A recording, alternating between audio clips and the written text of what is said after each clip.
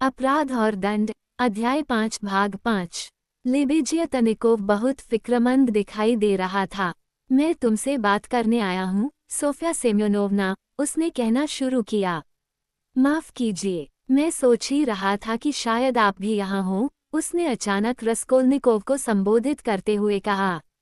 मेरा मतलब, मैंने ऐसी कोई बात नहीं सोची थी, बस सोच रहा था। कतेरीना इवानोवना पगला गई हैं। उसने रस्कोल्निकोव की ओर से ध्यान हटाकर सोनिया की ओर मुड़ते हुए अचानक सूचना दी। सोनिया के मुंह से चीख निकल गई। मेरा मतलब, लगता तो ऐसा ही है, लेकिन बात यह है, हम लोगों की समझ में नहीं आता कि क्या किया जाए। मुश्किल तो यही है। वे लौटकर आईं, शायद कहीं से निकाल दी गई थी, शायद थोड़ी बहुत पिटाई भी हुई थी। मेरा मतलब, लगता तो ऐसा ही था। वे भागी भागी मामेलादोव साहब के एक पुराने अफसर से मिलने गई थी, लेकिन वे घर पर थे नहीं। किसी दूसरे जनरल के यहाँ दावत खाने गए हुए थे। जानती हो उन्होंने क्या किया? सीधी चली गई उस दूसरे जनरल के यहाँ और पता है, इस बात पर अड़ गई कि बिना मिले नहीं जाएंगी। लगता है, उन्हें खाने की मेज से जबरदस्ती खींच लाईं। तुम समझ सकती हो कि फिर क्या हुआ होगा। जाहिर है, उन्हें निकाल दिया गया। कहती हैं, उन्होंने उस जनरल को ढेरों गालियां दी और कोई चीज़ फेंक कर मारा भी। बहुत मुमकिन है कि उन्होंने ये सब किया भी हो। उन्हें गिरफ्तार क्यों नहीं किया गया, यह मुझे नहीं पता। अब वे सबको इस बारे में बता रही हैं, अमालिया इवानोवना को भी। बस ये पता पाना मुश्किल है कि वे कह क्या रही हैं। बस चीखती रहती हैं, रो रो कर बैन करती रहती हैं। और हाँ, चिल्ला चिल्ला कर यह भी कहती रहती हैं कि हर आदमी उनसे दामन छुड़ाकर अलग हो गया है। सो वे बच्चों के साथ सड़क पर बाजा लेकर निकलेंगी, बच्चे सड़क पर नाचेंगे गाएंगे, और वह खुद भी, और इस तरह वे पैसे जमा करेगी, रोज उस जनरल की खिड़की के नीचे जाएंगी। कहती हैं, सब लोग देखें तो सही कि एक भले सरकारी अफसर के बच्चे सड़क पर भीख मांगते किस तरह फिर रहे हैं। वे बच्चों को पीटती, उन्हें रुलाती रहती हैं। वह लीदा को मेरा छप्पर गाना सिखा रही हैं और लड़के को नाचना। और पोलेका को भी उनके सारे कपड़े फाड़कर ऐसी छोटी छोटी टोपियां बना रही हैं जैसी एक्टर लोग पहनते हैं, और संगीत की जगह तसल्ला बजाने का इरादा कर रही हैं। किसी की बात सुनने तक को तैयार नहीं हैं। समझ में नहीं आता कि हम लोग क्या करें। हम लोग उन्हें ये सब तो करने नहीं दे सकेंगे न। लेबेजियतनिकोव तो इसी तरह बोलता ही रहता, लेकिन सोनिया ने, जो अब तक दम साधे उसकी बातें सुन रही थी, अचानक अपना कोट और हैट उठाया और तीर की तरह कमरे के बाहर निकल गई। भागते ही भागते उसने अपना कोट पहना और हैट भी। रस्कोल्निकोव भी उसके पीछे पीछे चला और उसके पीछे लेबेजियतनिकोव चल पड़ा। इसमें कोई शक ही नहीं कि वे पागल हो गई हैं। बाहर सड़क पर पहुंचकर वह रस्कोल्निकोव से कह रहा था, मैं सोफिया सेम्योनोवना को डराना नहीं चाहता था, इसीलिए मैंने कहा था कि लगता है, लेकिन इसमें किसी तरह का कोई शक है ही नहीं। सुना है कि जिन लोगों को तपेदिक होती है, उनके दिमाग में गिल्टियां बन जाती हैं। अफसोस कि मुझे डॉक्टरी के बारे में कुछ भी नहीं मालूम। समझाने बुझाने की बहुत कोशिश मैंने की, लेकिन वे तो कुछ सुनती ही नहीं। आपने उन्हें गिल्टियों के बारे में क्या बताया? सो तो नहीं बताया। यूं भी यह बात उनकी समझ में नहीं आती। मतलब ये कि अगर आप किसी को ये समझाने में कामयाब हो जाएं कि उसके रोने की कोई वजह नहीं है, तो वह रोना बंद कर देगा कि नहीं, ये तो पक्की बात है। आप ऐसा नहीं समझते क्या? ऐसा अगर होता तो जिंदगी कितनी आसान हो जाती, रस्कोल्निकोव ने जवाब दिया। मैं नहीं मानता। जाहिर है कतेरीना इवानोवना को ये बात समझाना मुश्किल है, लेकिन आप जानते हैं क्या कि पेरिस में इस तरह के प्रयोग गंभीरता से किए जा रहे हैं कि लोगों को दलील से समझा बुझाकर उनके पागलपन का इलाज किया जाए। वहाँ के एक प्रोफेसर एक नामी वैज्ञानिक थे और अभी हाल ही में मरे हैं। उनकी राय ये थी कि इस तरह पागलपन का इलाज किया जा सकता है। कहते थे कि पागल आदमी के शरीर के अंगों में कोई खराबी नहीं होती, और पागलपन तो एक तरह की तर्क की गलती है। यह एक तरह से विवेक की भूल और चीज़ों के बारे में गलत रवैये के अलावा कुछ नहीं होता। वे धीरे धीरे अपने मरीज की राय को गलत साबित करते रहते थे, और जानते हैं आप, लोग कहते हैं कि उन्हें इसमें कामयाबी मिली। लेकिन चूंकि वे मरीज को एक खास तरीके से नहलाते भी थे, इसलिए इलाज के इस तरीके के बारे में कुछ शक भी है। मेरा मतलब, लगता तो ऐसे ही है। रस्कोल्निकोव बहुत देर से उसकी बातें सुनना बंद कर चुका था। अपने घर पहुंचकर उसने सर हिलाकर लेबेजियतनिकोव से विदा ली और फाटक में घुस गया। लेबेजियतनिकोव अचानक चौंका। उसने चारों ओर नजरें दौड़ाईं और तेज कदम बढ़ाता हुआ आगे चल पड़ा। रस्कोल्निकोव अपनी छोटी सी कोठरी में घुसा और उसके बीच में रुक गया। मैं यहाँ वापस क्यों आया? उसने दीवारों के फटे हुए और मटमैले पीले कागज पर, धूल पर, अपने सोफे पर नजर डाली। नीचे आंगन से लगातार खटखट की तेज आवाज आ रही थी। लग रहा था कोई आदमी कोई चीज ठोंक रहा था। शायद कोई कील। वो खिड़की के पास गया और पंजों के बल खड़े होकर देर तक ये पता लगाने की कोशिश करता रहा कि आंगन से खटखट की वह आवाज क्यों आ रही थी। उसके चेहरे पर असाधारण एकाग्रता थी, लेकिन आंगन खाली पड़ा था और खटखट की आवाज कर रहे लोग दिखाई नहीं दे रहे थे। मकान के बाईं तरफ वाली छोटी इमारत में उसे कुछ खुली हुई खिड़कियां दिखाई दे रही थीं। उन खिड़कियों की सिल पर जेरेनियम के थोड़े मुरझाए हुए पौधों के गमले रखे हुए थे। खिड़कियों के बाहर कपड़े सुखाने के लिए फैलाए हुए थे। ये सब कुछ उसे अच्छी तरह याद था। उधर से मुंह फेरकर वह सोफे पर आकर बैठ गया। उसने पहले कभी इतना अकेलापन महसूस नहीं किया था, कभी नहीं। हाँ, एक बार फिर उसने महसूस किया कि वह शायद सोनिया से सचमुच नफरत करने लगेगा, खास तौर पर अब, जबकि उसने उसे इतना दुखी कर दिया था। वो उसके पास आंसुओं की भीख मांगने क्यों गया था? उसके लिए उसके जीवन में जहर घोलना इतना जरूरी क्यों था? कैसी नीचता थी। मैं अकेला ही रहूंगा, अचानक उसने इरादा किया। मैं उसे जेल भी नहीं आने दूंगा। 5 मिनट बाद उसने अपना सर ऊपर उठाया और अजीब ढंग से मुस्कुराया। उसके मन में एक अजीब विचार उठा। साइबेरिया भी शायद इससे बेहतर होगा, उसने अचानक सोचा। उसे कुछ भी पता नहीं चला कि इस तरह अपने दिमाग में धुंधले विचारों की भीड़ लिए वह अपने कमरे में कितनी देर टिका रहा। अचानक दरवाजा खुला और दुनिया अंदर आई। पहले तो उसने चौखट पर ही रुककर रस्कोल्निकोव को देखा, ठीक उसी तरह जैसे कुछ ही देर पहले रस्कोल्निकोव ने सोनिया को देखा था। फिर वह अंदर आई और उसके सामने कुर्सी पर बैठ गई, उसी जगह जहां वह कल बैठी थी। रस्कोल्निकोव उसे चुपचाप देखता रहा, गोया उसका दिमाग बिल्कुल खाली हो चुका हो। नाराज न होना भाई, दुनिया बोली, मैं बस 1 मिनट के लिए आई हूँ। दुनिया की मुद्रा विचारमग्न तो थी पर कठोर नहीं थी। आंखें चमक रही थीं और शांत थीं।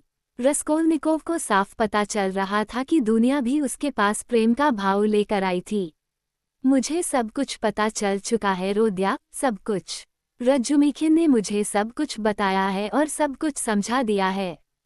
किसी अहमकाना और काबिले नफरत शक की वजह से तुम्हें सताया जा रहा है, परेशान किया जा रहा है। रजुमिखिन ने बताया कि खतरे वाली कोई बात नहीं है और इसलिए दिल पर इन सब बातों का बोझ लिए फिरना तुम्हारी नादानी है। मैं नहीं समझती कि तुम नादान हो। मैं ये बात पूरी तरह समझ सकती हूँ कि तुम इन बातों से तंग आ चुके होगे। मैं उम्मीद करती हूँ कि तुम अपनी इस कड़वाहट की भावना का शिकार नहीं होगे और यह भावना तुम पर उम्र भर के लिए अपनी छाप नहीं डाल सकेगी। मुझे इसी बात का डर है। मैं तुम्हें कोई दोष नहीं देती कि तुमने हम लोगों को छोड़ दिया। तुमको दोष देने का मुझे कोई अधिकार भी नहीं है और मुझे अफसोस है कि मैंने पहले तुम्हें इसी बात के लिए बुरा भला कहा। मैं यह महसूस किए बिना नहीं रह सकती कि अगर मैं भी इतनी ही मुसीबत में होती तो मैं भी सबसे दूर भाग जाती। मैं माँ को इसके बारे में कुछ भी नहीं बताऊंगी, लेकिन मैं उनसे तुम्हारे बारे में बराबर बातें करती रहूंगी और उनसे कहूंगी कि तुमने जल्द ही वापस आने का वादा किया है। तुम उनकी चिंता करना, मैं उन्हें शांत रखने की पूरी कोशिश करूंगी। लेकिन तुम भी उन्हें बहुत दुखी न करना, आकर कम से कम एक बार जरूर मिल जाना। ये याद रखना कि वे माँ हैं। और अब मैं तुम्हें बस ये बताना चाहती हूँ, दुनिया ने खड़े होते हुए अपनी बात खत्म की, कि अगर कभी तुम्हें मेरी मदद दरकार हो, अगर तुम्हें मेरी जान की या किसी भी चीज़ की ज़रूरत हो तो मुझे बुलवा भेजना, मैं आ जाऊंगी। तो अब मैं चलती हूँ। वह अचानक मुड़कर दरवाजे की ओर चल पड़ी। दुनिया, रस्कोल्निकोव ने उसके पास जाकर उसे रोका। बोला, दमित्री प्रोखोविच रजोमिखिन बहुत अच्छा आदमी है। दुनिया के चेहरे पर जरा सी लाली दौड़ गई। तो दुनिया ने एक पल रुक कर पूछा, बहुत कामकाजी, मेहनती और ईमानदार आदमी है, सच्चे दिल से प्यार करना जानता है। अच्छा दुनिया, फिर मिलेंगे। दुनिया शर्मा गई, फिर अचानक चिंतित दिखाई देने लगी। कैसी बातें करते हो रोदिया, हम कोई हमेशा के लिए तो नहीं विदा हो रहे। तुम क्यों इस तरह बातें कर रहे हो जैसे अपनी वसीयत पढ़कर सुना रहे हो मुझे। कोई बात नहीं, अलविदा। रस्कोल्निकोव बहन की ओर से मुंह मोड़कर खिड़की की ओर बढ़ गया। दुनिया एक पल इंतजार करती रही, फिर चिंतित होकर भाई की ओर देखा और परेशान सी बाहर निकल गई। नहीं, वो उसके साथ रुखाई से पेश नहीं आया। एक पल ऐसा जरूर आया था, बिल्कुल अंतिम पल, जब उसका जी चाहा था कि अपनी बहन को गले लगाकर उससे विदा ले और उसे बता भी दे। लेकिन वो उसकी ओर अपना हाथ भी नहीं बढ़ा सका था। बाद में जब कभी वह इस बात को याद करती, रस्कोल्निकोव ने सोचा, तो शायद ये सोचकर कांप उठती कि मैंने उसे गले लगाया था। शायद कहती कि मैंने चुपके से उसको प्यार भी किया था। तो क्या वह ये परीक्षा झेल सकेगी? कुछ मिनट बाद उसने फिर अपने मन में कहा, नहीं, वो नहीं कर पाएगी। उसकी जैसी औरतें कभी नहीं कर पाती, कभी परीक्षा नहीं झेल सकती। फिर वह सोनिया के बारे में सोचने लगा। खुली हुई खिड़की से ठंडी हवा का एक झोंका आया। बाहर अंधेरा हो चला था। अचानक उसने अपनी टोपी उठाई और बाहर निकल गया। स्वाभाविक रूप से अभी वह अपनी तंदुरुस्ती की चिंता न कर सकता था, न करना चाहता था। लेकिन ये भी तो नहीं हो सकता था कि वह लगातार इस कदर मानसिक यातना और कष्ट झेलता रहे और उस पर कोई असर न हो। अभी तक तेज बुखार का शिकार होकर भी अगर उसने चारपाई नहीं पकड़ी थी तो शायद इसी वजह से कि निरंतर मानसिक पीड़ा के मारे वह चलता फिरता रहा और अपने होश में रहा। बनावटी तौर पर सही और कुछ समय के लिए ही सही, वह सड़क पर बेमकसद घूमता रहा। सूरज डूब रहा था। इधर कुछ दिनों से उदास अकेलेपन की एक अजीब भावना ने उसे आ दबोचा था। उसमें कोई पैनापन या दर्द नहीं था, लेकिन उसकी वजह से उसे यूं महसूस होने लगा था कि यह भावना अब हमेशा बनी रहेगी और बरसों तक उसे यही उदास अकेलापन झेलना था, बेरहम 2 गज जमीन पर एक शाश्वत दशा। शाम को ये भावना आम तौर पर अधिक प्रबल और कष्टदायी हो उठती थी। जब डूबते सूरज या ऐसी ही किसी और चीज की वजह से पैदा होने वाली इस तरह की बेवकूफ़ी भरी खालिस जिस्मानी बीमारी किसी को आ घेरती है, तो वह नादानी की कोई न कोई हरकत किए बिना तो नहीं रह सकता। सोनिया की बात तो दूर, वह दुनिया की तरफ भी भागेगा, तल्खी से बुदबुदाया। किसी ने उसे नाम लेकर पुकारा। उसने घूम कर देखा, लेबेजियतनिकोव उसकी ओर भागा आ रहा था। सोचिए तो सही, मैं अभी आपके कमरे से आ रहा हूँ। आप ही को ढूंढ रहा था। जरा सोचिए, जैसा कि उन्होंने अपने मन में ठानी थी, वे बच्चों को लेकर निकल गईं। मैंने और सोफिया सेम्योनोवना ने मुश्किल से उन्हें ढूंढा। वे एक तसला बजा रही हैं और बच्चों को उसकी ताल पर गाने नाचने पर मजबूर कर रही हैं। बच्चे रो रहे हैं। वे चौराहों पर और दुकानों के सामने खड़ी होकर ये तमाशे कर रही हैं। बहुत से बेवकूफ़ लोग उनके पीछे भाग रहे हैं। आइए, चलिए। और सोनियो, रस्कोल्निकोव ने जल्दी जल्दी लेबेजियातनिकोव के पीछे कदम बढ़ाते हुए चिंतित स्वर में पूछा।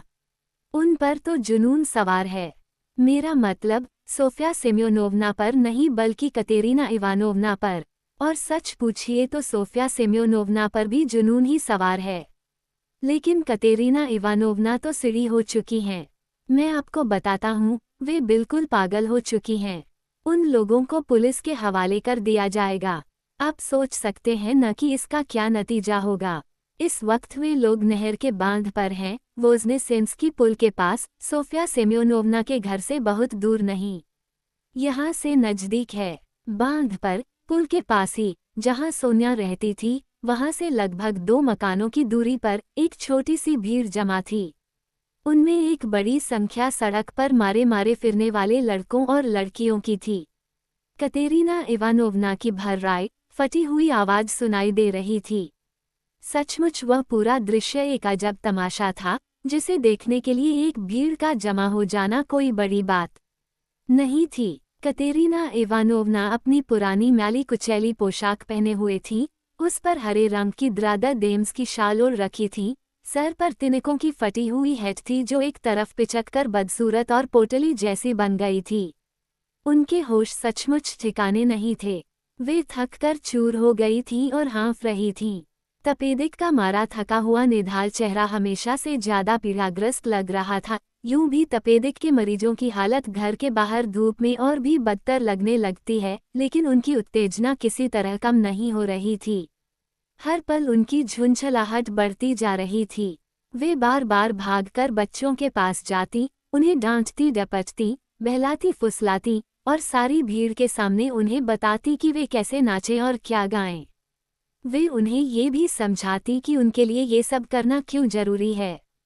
जब वे समझ न पाते तो वे गुस्से से पागल होकर उन्हें पीटने लगतीं। फिर अपना ये काम अधूरा छोड़कर भीड़ की ओर भागकर जाती और अगर उसमें कोई आदमी अच्छे कपड़े पहने हुए दिखाई देता जो तमाशा देखने के लिए रुक गया हो, तो फौरन उसे बताने लगती कि एक शरीफ, बल्कि यूं कहिए कि एक खानदानी रईस घर के ये बच्चे कैसी दुर्दशा झेल रहे थे। अगर वे भीड़ में से किसी की हंसी या कोई गुस्सा दिलाने वाली बात सुनती तो फौरन ऐसा करने वालों पर झपट पड़ती और उनसे लड़ने लगतीं। कुछ लोग सचमुच हंस रहे थे, कुछ सर हिला रहे थे, लेकिन सहमे हुए बच्चों को साथ लेकर घूमने वाली पागल औरत को देखने की बेकरारी सब में थी। लेबेज्यतनिकोव ने जिस तस्ले की चर्चा की थी वह कहाँ था? कम से कम रस्कोल्निकोव ने उसे नहीं देखा। कतेरीना इवानोवना जब भी पोलेका को गाने और लीदा और कोलिया को नाचने के लिए मजबूर करती तो तसला पीटने की बजाय अपने सूखे हुए हाथों से ताली बजाकर ताल देती थीं। बीच बीच में खुद भी गाने लगती थीं, लेकिन दूसरे ही मिसरे पर उनको खांसी का जबरदस्त दौरा पड़ता और उनका गाना बंद हो जाता, जिसकी वजह से वे बेहद निराश होकर अपनी खांसी को कोसने लगती थीं, रोने तक लगती थीं। उनको जिस बात पर सबसे ज्यादा गुस्सा आ रहा था वह था कोलिया और लीदा का रोना और सहमे रहना। बच्चों को सचमुच सड़क पर घूम घूम कर गाने वालों जैसी पोशाक पहनाने की कोशिश की गई थी। लड़के के सर पर लाल सफ़ेद रंग के किसी कपड़े की पगड़ी थी ताकि वह तुर्क लगे, लेकिन लीदा की पोशाक के लिए काफी कपड़ा नहीं मिल सका था। उसे सजाने के लिए बस एक ऊनी टोपी, बल्कि यूं कहिए कि रात को पहनने की टोपी पहना दी गई थी, जो पहले मामेलादोव की हुआ करती थी। उसमें शुतुरमुर्ग के सफ़ेद पर का एक टुकड़ा भी लगा दिया गया था, जो किसी जमाने में कतेरीना इवानोवना की नानी का हुआ करता था और खानदान की एक निशानी के तौर पर संदूक में सुरक्षित रखा था। पोलेका अपनी मामूली पोशाक में थी। वह सहमी और सिटपिटाई हुई अपनी माँ की ओर देख रही थी। वह माँ से सटी हुई खड़ी थी और अपने आंसू छिपाने की कोशिश कर रही थी। वह समझ चुकी थी कि उसकी माँ पागल हो गई है और इसलिए वह बेचैन होकर अपने चारों ओर देख रही थी। सड़क के वातावरण और भीड़ से उसे बहुत डर लग रहा था। सोनिया अपनी माँ के साथ परछाई की तरह लगी थी और रो रो कर हर पल उससे घर लौट चलने की विनती कर रही थी, लेकिन कतेरीना इवानोवना इसके लिए किसी भी तरह तैयार नहीं हो रही थीं। चुप रहो सोनिया, रहने दो, वे हाँफते और खांसते हुए बड़ी तेजी से बोलते हुए चिल्लाईं। तुम नहीं जानती तुम मुझसे क्या करने को कह रही हो। अभी तुम बच्ची हो। तुमसे मैं 100 बार कह चुकी कि मैं उस जर्मन छिनाल के यहाँ नहीं जाने वाली। सब लोग देखें, सारा पीटर्सबर्ग देखे तो सही कि एक भले आदमी ने लगन और वफादारी से अपने देश की सेवा की। उसके बारे में सचमुच ऐसा कहा जा सकता है कि वो अपना काम करते करते मरा, और फिर भी उसके बच्चे किस तरह ऐसी दुर्दशा को पहुंच गए कि आज सड़क पर भीख मांग रहे हैं। कतेरीना इवानोवना ने, जिन्होंने अब तक ये बेबुनियाद किस्सा गढ़ लिया था और उस पर विश्वास भी करने लगी थीं, उत्तेजित होकर कहा, वो कमबख्त, 2 कौड़ी का जनरल भी तो देखे। तुम बिल्कुल बेवकूफ़ हो, सोनिया पक्की बेवकूफ़। इसके अलावा तुम ही बताओ अब हम लोगों को कहाँ से खाना मिलेगा। हम लोग तुम्हें बहुत दुख दे चुके, मैं इस तरह अब नहीं चलने दूंगी। अरे रोदियोन रोमानोविच, आप हैं? रस्कोल्निकोव को देखकर कतेरीना इवानोवना ने उत्सुकता से उसकी ओर लपकते हुए कहा, आप ही इस नादान लड़की को समझाए कि अब हमारे पास इससे ज्यादा समझदारी का कोई धंधा नहीं रहा। रोजी तो हर गाने बजाने वाला कमाता है, लेकिन हर एक की समझ में फौरन ये बात आ जाएगी कि हम लोग उनसे अलग हैं, कि हम लोग गरीब सही पर भले लोग हैं जो आज भीख मांगने पर मजबूर हैं। आप मेरी बात याद रखिएगा, वो कमबख्त 2 कौड़ी का जनरल नौकरी से हाथ धोएगा। रोज हम लोग जाकर उसकी खिड़की के नीचे धरना देंगे, और जब बादशाह की सवारी उधर से गुजरेगी तो मैं बच्चों को उन्हें दिखाऊंगी और कहूंगी, माई बाप आप ही इनकी रक्षा कीजिए।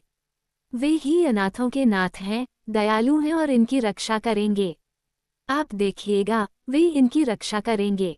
और वह कमबख्त 2 कौड़ी का जनरल, लीदा कोलिया, तुम्हें अभी थोड़ी देर में फिर नाचना है। पिना क्यों रहे हो? देखा, फिर पिनाने लगा।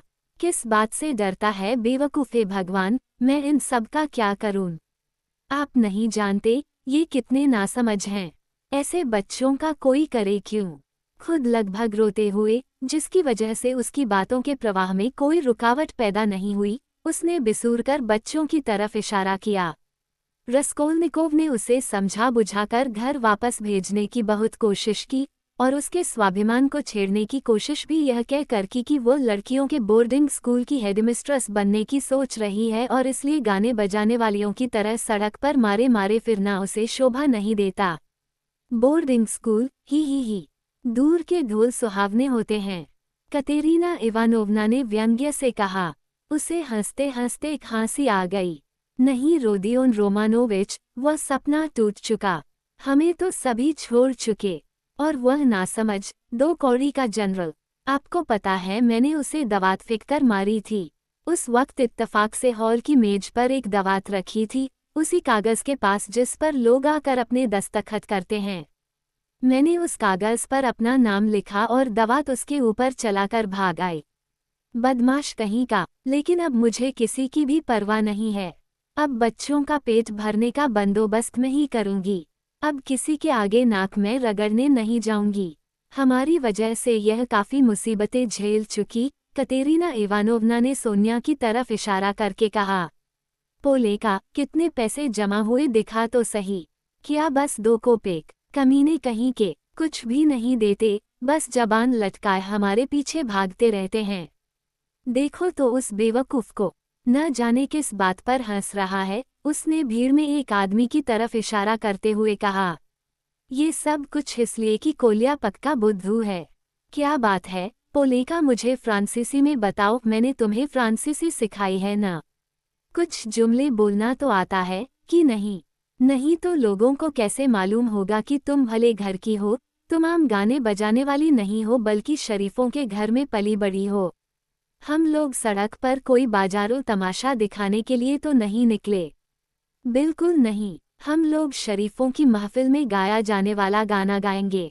अच्छा, तो अब कौन सा गाना गाएं? आप लोग मेहरबानी करके बीच में न बोलें। हम लोग, रोदियोन रोमानोविच, हम लोग ये सोचने के लिए ठहर गए थे कि अब कौन सा गाना गाएं जिसकी धुन पर कोलिया नाच सके। आपको तो पता ही होगा कि हमें ठीक से तैयारी करने का वक्त नहीं मिला। हमें सोचना होगा कि अब क्या करना है, उसकी ठीक से तैयारी करनी होगी, और तब हम लोग नेवस्की एवेन्यू जाएंगे जहां सबसे बेहतर किस्म के बहुत से लोग होते हैं। उनका ध्यान फौरन हम लोगों की ओर जाएगा। लीदा को छप्पर मेरा आता है, बस छप्पर मेरा और कुछ नहीं। हर आदमी आज वही गाना गाता है। हम लोगों को तो इससे कहीं ज्यादा शरीफाना चीज गानी होगी। पोलेका, तुमने कोई गाना सोचा है बेटी? अपनी माँ का थोड़ा सा तो हाथ बटाया कर। मेरी याददाश्त पर तो पत्थर पड़ चुके हैं, नहीं तो मुझे ही कुछ याद आ जाता। हम लोग वह हुसार वाला गाना तो नहीं गा सकते।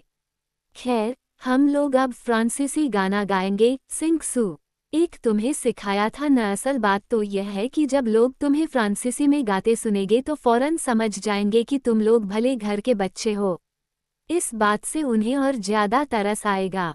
हम मेलबरफ सन वटी एन कय टू भी गाने की कोशिश कर सकते हैं, और वह है भी एक लोरी। असली लोरी, सभी रईसों के घरों में वह लोरी की तरह ही गाया जाता है।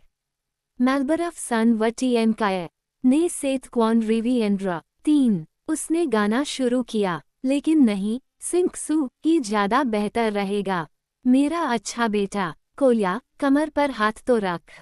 जल्दी कर बेटे। और लीदा, तुम दूसरी तरफ घूमती रहो, पोलेका और मैं ताली बजाकर गाएंगे। सिंकसू सिंकसू। पौर मोंटा नोट्रा मनाज। 4। गाते गाते उसे खांसी का दौरा पड़ गया। पोलेका बेटी, अपनी पोशाक ठीक करो, कंधे से नीचे सरक आई है। दौरे के बाद वह सांस लेने की कोशिश करते हुए बोली। तो अब तुम लोग इस बात का खास ध्यान रखना कि तुम्हारी चाल ढाल ठीक रहे ताकि हर आदमी देखे कि तुम किसी शरीफ के बच्चे हो। मैंने तुमसे कहा था कि कुर्ती लंबी काटना और पूरे 2 अर्ज की बनाना। ये सब तुम्हारी गलती है, सोनिया। तुम ही मुझसे बराबर कहे जा रही थी कि और छोटी रखो और छोटी रखो। अब देखो बेचारी बच्ची का हाल। क्या हुलिया निकल कर आया है। तुम लोग अब क्यों रो रहे हो? क्या बात है, ना समझो। चलो कोल्या, शुरू करो जल्दी। कैसा नटखट लड़का है। सिंकसू सिंकसू। ... लो, एक पुलिसवाला और आ धमका। अरे, तुझे भला क्या चाहिए?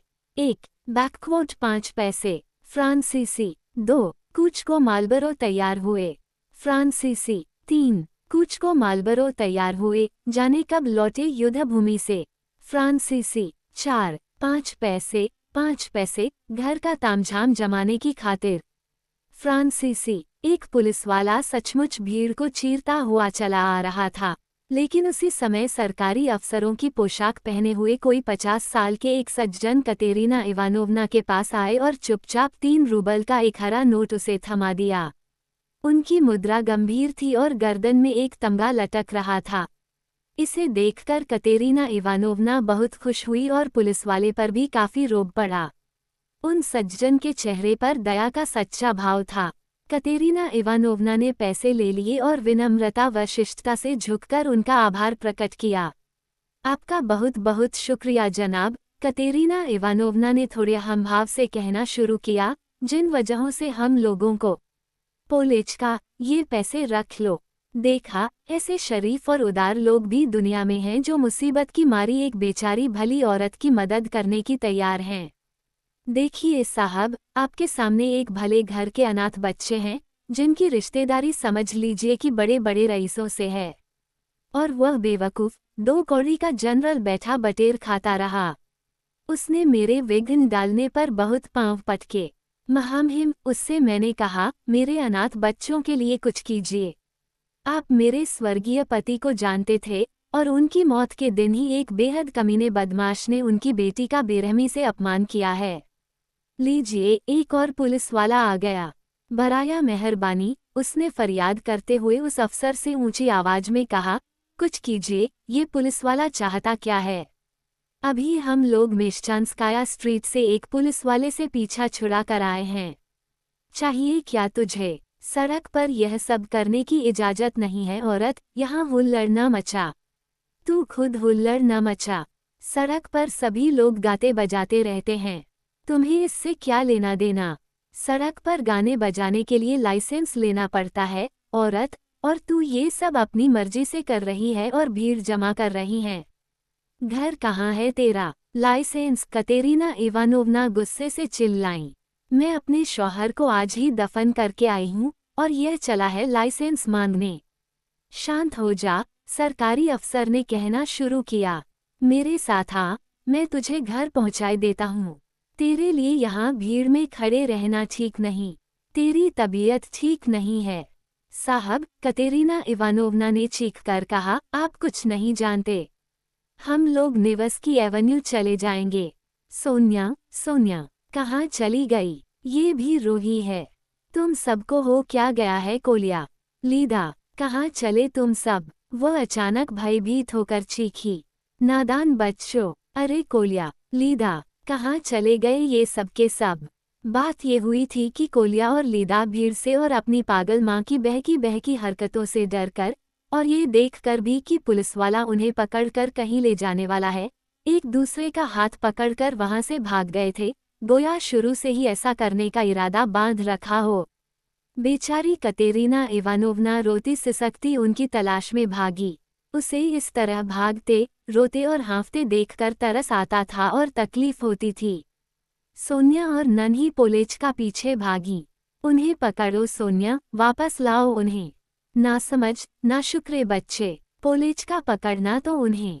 तुम्ही लोगों की वजह से मुझे। भागते भागते पोलेचका का पांव फिसला और वे धड़ाम से गिर पड़ी।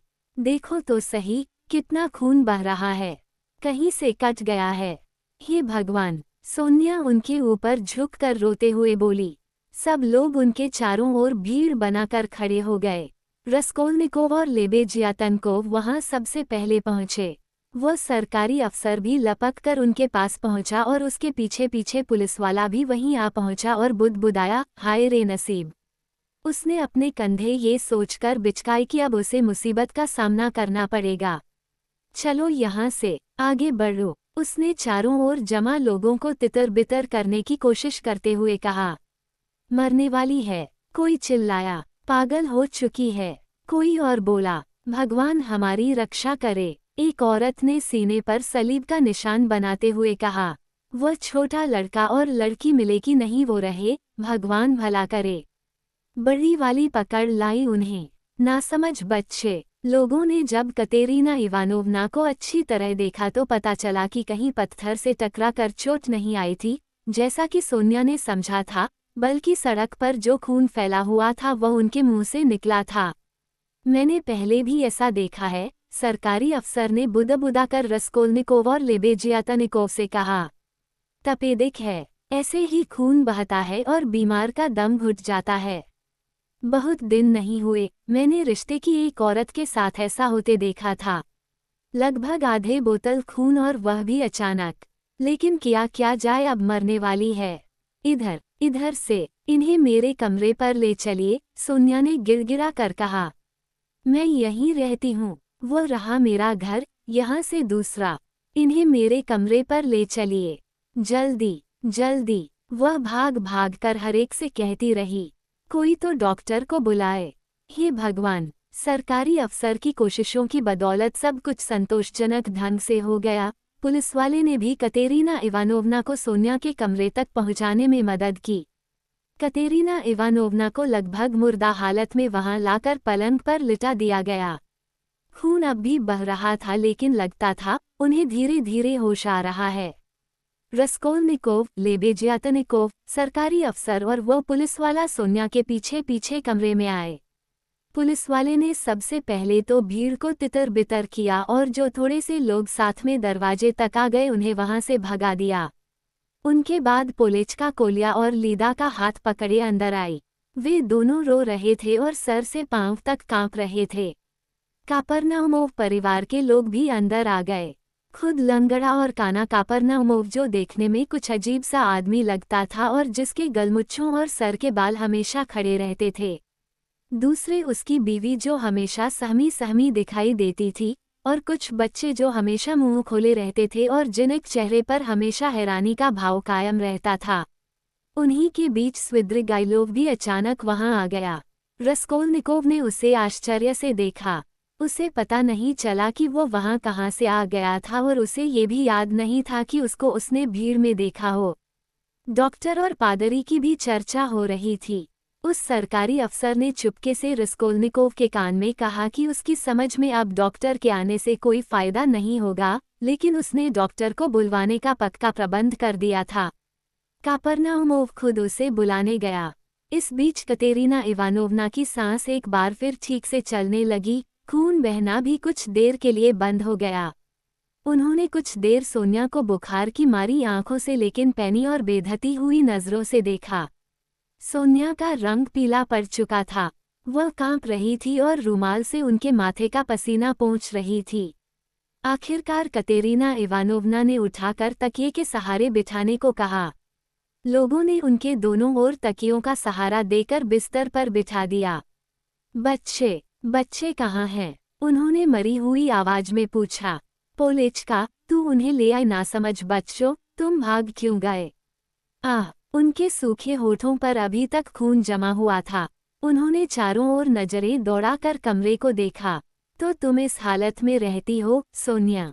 मैं पहले कभी तुम्हारी कमरे में नहीं आई, और अब आई भी तो इस हाल में। उसने सोनिया को दर्द भरी नजरों से देखा। सोनिया, हम लोगों ने तेरा सारा खून निचोड़ लिया। पोलेचका, लीदा, कोल्या, इधर आओ। लो सोनिया, ये रहे सारे के सारे। इन्हें संभालो, मैंने इनको तुम्हारे हवाले किया। मुझमें अब दम तो रहा नहीं। मैंने तो बहुत कुछ झेल लिया। आहा, मुझे लिटा दो, कम से कम चैन से मर तो सकूं। उन्हें एक बार फिर तकिए के सहारे लिटा दिया गया।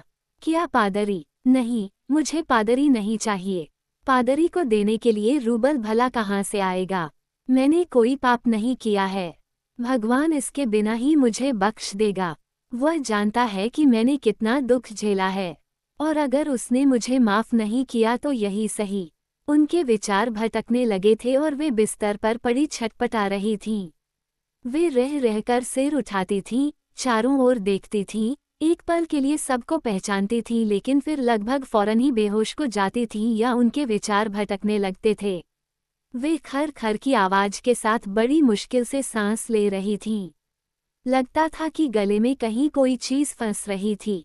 मैंने कहा, योर एक्सीलेंसी, वे कह रही थीं, और बीच बीच में हर शब्द के बाद सांस लेने के लिए रुकती थीं, कि अमालिया लुद्विगोवना।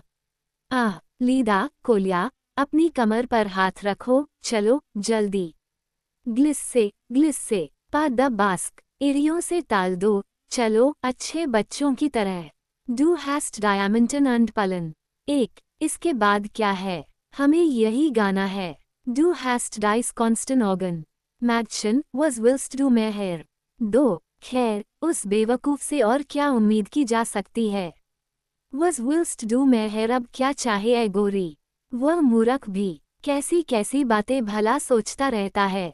अरे हाँ, अच्छा याद आया।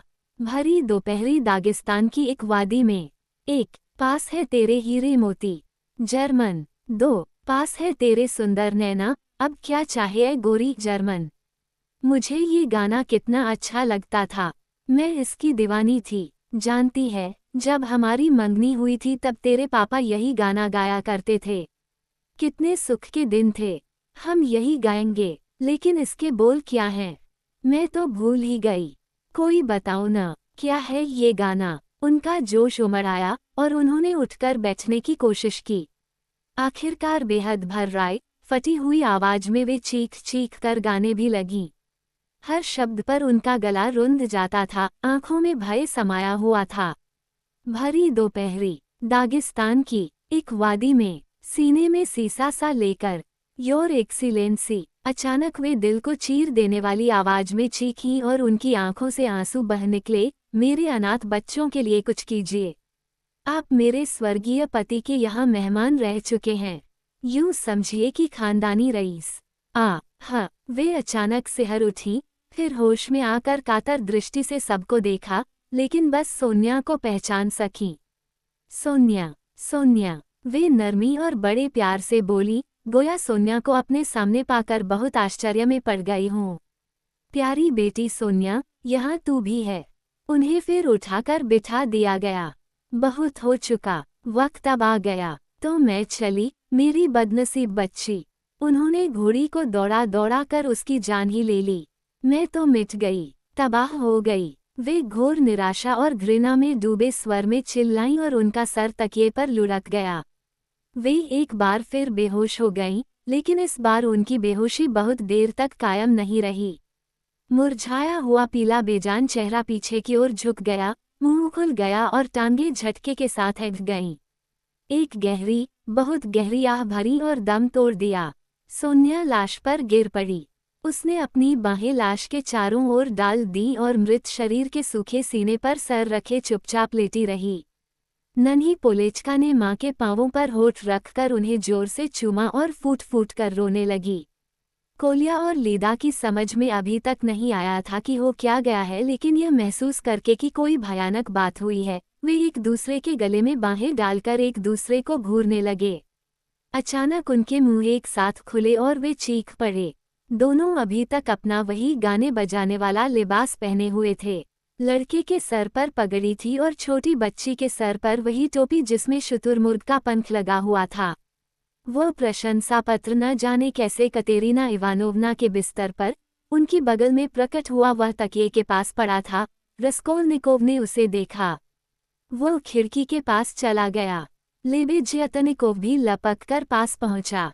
मर चुकी हैं, लेबेजियतनिकोव ने कहा। मैं आपसे कुछ बातें करना चाहता हूँ, रोदियोन रोमानोविच, स्विद्रिगाइलोव ने पास आकर कहा। लेबेजियतनिकोव परिस्थिति को समझकर चुपचाप वहां से हट गया। स्विद्रिगाइलोव आश्चर्यचकित रसकोल्निकोव को लेकर और भी दूर कमरे के एक कोने में पहुंच गया। आप ये सारा काम, मेरा मतलब है कफन दफन का काम, मुझ पर छोड़ सकते हैं। आप जानते ही हैं कि इसमें पैसा लगेगा और जैसा कि मैं बता चुका हूँ, मेरे पास कुछ फालतू पैसा है।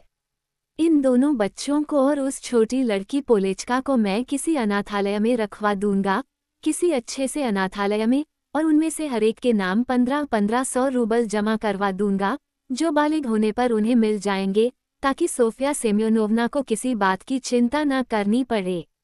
मैं उसे भी इस कीचड़ से बाहर निकालूंगा क्योंकि वह बहुत अच्छी लड़की है कि नहीं? तो जनाब, आप अपनी बहन से कह सकते हैं कि उनके नाम किए गए 10,000 रूबल मैंने इस तरह खर्च कर दिए। आप अचानक भला इतना उदार कैसे हो गए? रसकोल्निकोव ने पूछा। आप भी अजीब शक की आदमी हैं। स्विद्रिगाइलोव ने हंसकर कहा। मैंने आपको बताया था ना कि मुझे पैसे की जरूरत नहीं है। क्या आप इतना नहीं समझ सकते कि मैं ये बात सिर्फ इंसानियत के नाते कर रहा हूँ? बहरहाल, उसने कमरे के उस कोने की तरफ इशारा किया जहां कतेरीना इवानोवना मरी पड़ी थी। वे कोई जू तो थी नहीं, किसी खूसट सूदखोर बुढ़िया की तरह, या थीं? या आप सचमुच ये समझते हैं कि लूजिन को जिंदा रहना और अपनी बेहूदगियां करते रहना चाहिए और इनको मर जाना चाहिए, और अगर मैं उन्हें बचाने न आता तो नन्ही पोलेचका भी, मिसाल के लिए, उसी रास्ते पर लग गई होती। उसने ये सारी बातें चटखारे ले लेकर, आंख मारकर और शरारत भरे अंदाज में कहीं और लगातार रसकोल्निकोव पर अपनी नजरें जमाए रहा।